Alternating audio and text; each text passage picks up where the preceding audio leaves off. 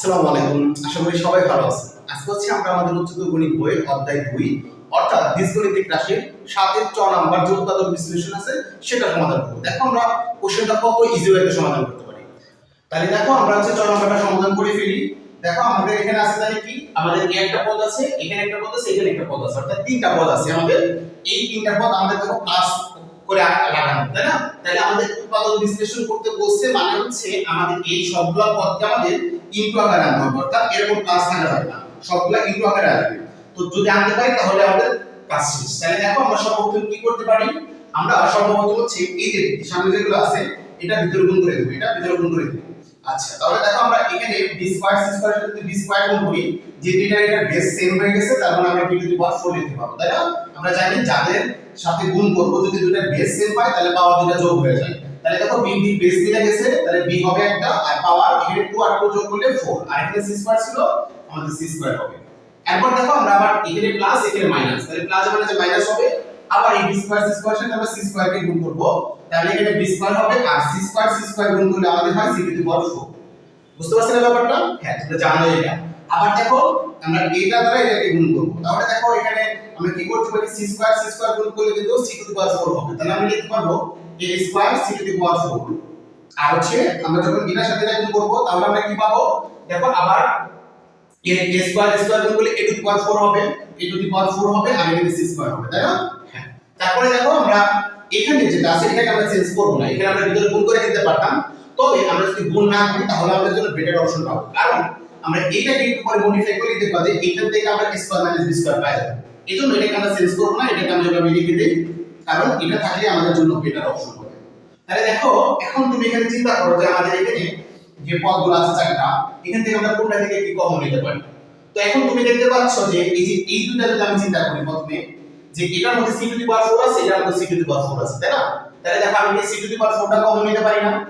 c to the power 4 common নিতে পারি না এই দুটো থেকে? হ্যাঁ, obviously পারি। এখন দেখো আমরা হচ্ছে এই যে এই পার্ট থেকে যখন c to the power 4 common নিছি, মানে আমরা কিন্তু এটাও আগে লিখতে পারি, এটাও আগে লিখতে পারি, কিন্তু আমাদের যেহেতু target a square minus b square আনা, এজন্য a স্কয়ারকে আমরা আগে লিখতে চাই। তাই দেখো এই পার্ট থেকে আমরা c to the power 4 common নিছি, বাকি হলো কি a স্কয়ার, তাহলে আমরা এখানে লিখব a স্কয়ার।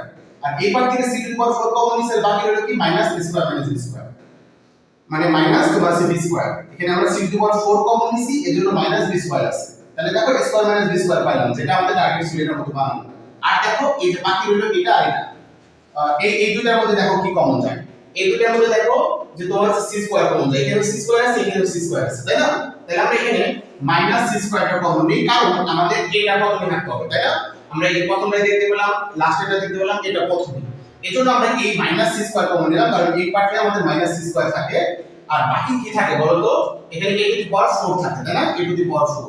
আর এই পার্ট থেকে দেখো আমরা যেহেতু মাইনাস c স্কয়ার কমন নিছি, তাহলে এখানে কি থাকবে, এটাকে তুমি যদি মাইনাস c স্কয়ার দ্বারা ভাগ করো, c স্কয়ার টাকা চলে যাবে, আর এখানে b স্কয়ার থাকে, তাহলে যেহেতু মাইনাস দ্বারা ভাগ করতেছো তাহলে মাইনাস তোমার b টু দি পাওয়ার 4 হবে। আর এখানে আমাদের যা ছিল আমরা তাই লিখব, যে plus square into b square square minus b square. তাহলে দেখো এখন কিন্তু আমাদের যে কাঙ্ক্ষিত যেটা চাচ্ছিলাম, যে এখানে আমাদের স্কয়ার মাইনাস b স্কয়ার আছে, এখানে স্কয়ার মাইনাস b স্কয়ার আছে, এখানে দেখো এখানে আমাদের আছে a to the power 4 minus b to the power 4, তার মানে কিন্তু এটাকে কিন্তু আমরা এইভাবে লিখতে পারি, তাই না? আমরা এইভাবে লিখতে পারি। এটা মানে কিন্তু জানো স্কয়ার মাইনাস b স্কয়ারের সূত্রটা, তাহলে a, এটা a প্লাস b, আর a হচ্ছে আমাদের এখানে a মাইনাস b, মানে a হচ্ছে স্কয়ার, b হচ্ছে b স্কয়ার। তাহলে সেই হিসেবে a plus b a minus b যদি করি, দেখো এটার মধ্যে আমাদের কিন্তু স্কয়ার মাইনাস b স্কয়ার আছে, অর্থাৎ এবার কিন্তু আমরা বুঝতে পারছি আমাদের প্রত্যেকটা পদের মধ্যে কিন্তু square minus b square common. তাহলে দেখো আমরা জিনিসটা কমন নিয়ে ফেলি, আমরা স্কয়ার মাইনাস b স্কয়ার জিনিসটা কমন নিয়ে ফেললাম। তাহলে এই পার্ট থেকে যখন এটা কমন নিয়ে ফেলছি, তাহলে বাকি হলো কি c টু দি পাওয়ার 4, তাহলে আমরা এখানে বসাবো c টু দি পাওয়ার 4। আবার দেখো এটার মধ্যে কিন্তু আমাদের এই জিনিসটা আছে, তাহলে সেখান থেকে আমি এটা কমন নিতেছি, তাহলে বাকি হলো কি বলতো, এখানে মাইনাস c স্কয়ার, আর এখানে স্কয়ার প্লাস b স্কয়ার। হ্যাঁ, তাহলে এখানে থাকবে মাইনাস তোমার c স্কয়ার, আর এখানে থাকবে স্কয়ার প্লাস b স্কয়ারটা থেকে যাবে। এখানে আমরা সেকেন্ড ব্র্যাকেট ইউজ করি। দেখো এরপর আমরা হচ্ছে এই পার্ট থেকে এটা কমন নিছি, বাকি হলো কি a square into b square, তাহলে আমরা এখানে লিখব plus a square into b square. বুঝতে পারছি সবাই? হ্যাঁ, অবশ্যই বুঝতে পারছি, তাই না? এখন আমাদের কি করতে হবে, দেখো যে এখানে স্কয়ার মাইনাস b স্কয়ার এটা থাকবে, আর ভিতরে আমরা দেখতে পাচ্ছি যে মাইনাস c স্কয়ার, তার সাথে এটা গুণ, তাহলে এটা গুণ করে দিব। তাহলে দেখো আমরা এখানে কি লিখতে পারবো, যে আমরা এখানে লিখতে পারবো যে তোমার c to the power 4 minus তোমার সি স্কয়ার সাথে স্কয়ার গুণ করলে a স্কয়ার সি স্কয়ার হয়, আবার এটা মাইনাস এটা প্লাস, তাহলে মাইনাস হবে, তাহলে বি স্কয়ার সি স্কয়ার হবে। আর এখানে আমাদের যে স্কয়ার ইনটু বি স্কয়ার ছিল আগে থেকে, তাহলে দেখো এই জিনিসটা কিন্তু হয়। এখন দেখো তো ভিতরে আমাদের কি কমন যায়, আমরা কোনটা কমন নিতে পারি, মানে এই ভিতরে আমাদের তো টার্গেট হচ্ছে সবগুলা ইনটু আকারে আনতে হবে। দেখো অলরেডি কিন্তু আমাদের ইনটু আকারে হয়েই গেছে, দেখো এটা ইনটু হয়ে গেছে, কিন্তু এখানে আমরা আরেকটু মডিফাই করতে পারি, ঠিক আছে? এর জন্য আমরা আরেকটু বাড়াবো আর কি। আমাদের কিন্তু মোটামুটি কিন্তু শেষ উৎপাদক বিশ্লেষণ। তাহলে দেখো এটা আমরা লিখে ফেললাম। এরপর দেখো আমাদের এটার ভিতরে আমাদের কোথায় কোথায় কি কমন যায়। এখানে আমাদের c টু দি পাওয়ার 4, এখানে c স্কয়ার, তাহলে দেখো এই পার্টটাতে আমাদের হচ্ছে c স্কয়ার কমন যায়, তাই না? আর এই পার্টটার মধ্যে আমাদের কি কমন যায় বলো তো? এখানে b স্কয়ার আছে, এখানে b স্কয়ার আছে, তার মানে এখানে আমাদের b স্কয়ার কমন যায়, ঠিক আছে? তাহলে দেখো আমরা জাস্ট এখানে আমরা c স্কয়ার কমন নিয়ে ফেলি। তাহলে c স্কয়ার যদি কমন নিই, তাহলে এখানে একটা ব্র্যাকেট ইউজ করি, second bracket. c square common নিলে তাহলে এখানে কি থাকবে বলো তো আমাকে? যে c স্কয়ার থাকবে, তাই না? যে c স্কয়ার থাকবে। আর এখানে আমাদের হচ্ছে যেহেতু c স্কয়ার কমন নিয়ে ফেলছি, তাহলে মাইনাস a স্কয়ার থাকবে, ঠিক না? হ্যাঁ। এখন দেখো আমাদের এখানে আমরা কি কমন নিব? এখানে আমাদের আছে, তাহলে কমন আছে তোমার হচ্ছে কি, এখানে হচ্ছে b স্কয়ার, এখানে b স্কয়ার আছে, তাহলে b স্কয়ার কমন নেওয়া যায়। তাহলে আমি যদি এখানে তোমার মাইনাস b স্কয়ার কমন নিই, এখানে যদি আমি মাইনাস b স্কয়ার কমন নিই, তাহলে দেখো তো কি থাকবে এখানে? আমি মাইনাস b স্কয়ার কমন নিই, তাহলে c স্কয়ার থাকবে শুধু, তাহলে c স্কয়ার থাকবে। আর এটা মাইনাস b স্কয়ার দ্বারা যদি এটাকে ভাগ করো, তাহলে দেখো b স্কয়ার কাটা চলে যাবে, আর প্লাসে মাইনাসে এখানে হবে তোমার a স্কয়ার। তাহলে দেখো আমাদের কিন্তু এখানে c square minus c square, এখানে c square minus c square, অর্থাৎ এই যে ভিতরে যে আমাদের দুইটা পদ আছে, এই দুইটা পদের মধ্যে কিন্তু এটা কম। তাহলে দেখো আমরা মোটামুটি ম্যাথের একদম শেষ প্রান্তে চলে আসি, আমাদের প্রায় প্রমাণ হয়ে গেছে। তাহলে দেখো আমরা এটা যদি এখন কমন নিই, c square minus a square, তাহলে প্রথম পার্ট থেকে যখন আমরা এটা কমন নিলাম, তাহলে বাকি হলো c স্কয়ার, তাহলে আমাদের এখানে ব্র্যাকেট হবে c স্কয়ার, আর এখান থেকে এটা কমন নিচ্ছি, তাহলে থাকবে এখানে b স্কয়ার। তাহলে দেখো মোটামুটি সব কিছু কিন্তু গুণ আকারে হয়ে গেছে। এখন আমরা কি করতে পারি বলো তো দেখি? এখন আমরা তো জানি যে এই ম্যাথগুলো যখন আমরা করি যে চক্রক্রমিক কিনা, তারপর তোমার হচ্ছে ওই যে প্রতিসম কিনা, সেখানে তুমি কিন্তু সি আর মেইনটেইন করো যে a তারপরে b c, মানে ab তারপরে bc এবং ca। আমরা এখানে এইভাবে লিখেছি ab bc ca। তো এখন এখানে দেখো তো আমাদের ab ঠিক আছে, তারপরে এখানে তোমার হচ্ছে ca ঠিক আছে, এখানে cb, কিন্তু আমরা কিন্তু bc লিখি, ঠিক না?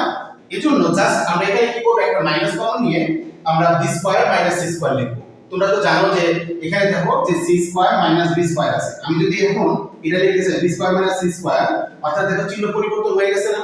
যেটা আমাদের প্লাস মাইনাস ছিল এটা প্লাস হয়ে গেছে, এটা প্লাস ছিল এটা মাইনাস হয়ে গেছে। এজন্য আমাদের এখানে মাইনাস যদি একটা কমন নিই, মাইনাস কমন নিলে এটা লেখা যায়, আমরা জানি, ঠিক না?